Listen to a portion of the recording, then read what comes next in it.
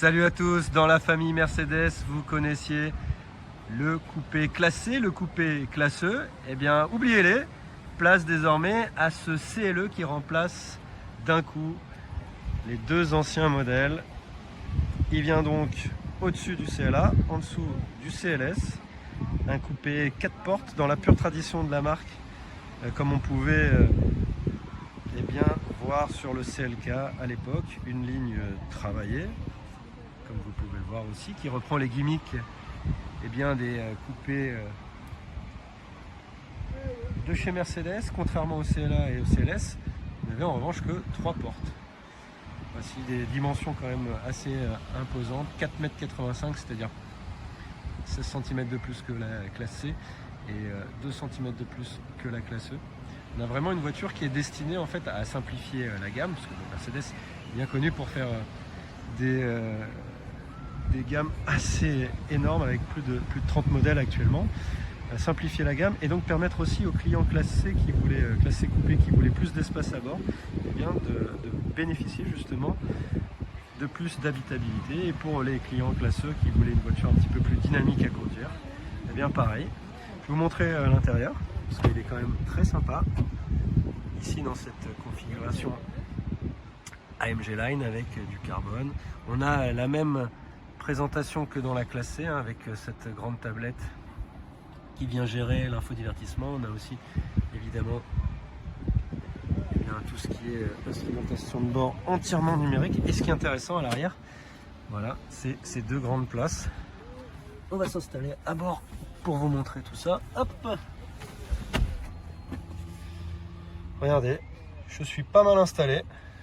Évidemment, c'est que pour deux personnes à l'arrière puisque la place centrale a été condamnée. Le coffre fait 420 litres de volume de chargement, ce qui est un petit peu moins quand même qu'une A5 par exemple, mais ça reste assez intéressant pour les gens qui veulent partir en week-end et même en vacances avec un petit peu d'affaires. On a également la possibilité d'avoir plusieurs motorisations sur cette Mercedes CLE avec évidemment un diesel en entrée de gamme 220D, on a aussi de l'essence en 200, en 300 et un nouveau moteur, un 6 cylindres en ligne sur la version 450 avec une batterie 48 volts, modèle que nous avons aujourd'hui à l'essai. Je vais vous montrer, voilà, faut quand même s'extirper de cette auto. Voiture qui est assez performante puisqu'elle fait 381 chevaux, 500 Nm de couple avec un petit boost d'une vingtaine de chevaux et de 200 Nm. Voiture qui fait de 0 à 100 en 4 secondes 4, 250 km/h de vitesse maximale, un amortissement piloté et des roues arrière directrices pour évidemment plus de stabilité, plus de dynamisme et du confort. C'est assez probant sur la route. La suspension est vraiment assez souple, les mouvements de caisse sont bien tenus, ça reste quand même plutôt pas mal. C'est pas sportif, on va dire que c'est plutôt GT, même si vous voyez ces grosses jantes, eh bien elle dégrade un petit peu le confort avec quelques trépidations qui remontent dans le volant. Après, la sonorité du moteur est assez sympa, ça feule un petit peu. On est loin des V8 AMG biturbo évidemment, mais ça reste très intéressant. Tarif à partir de 65 000 €.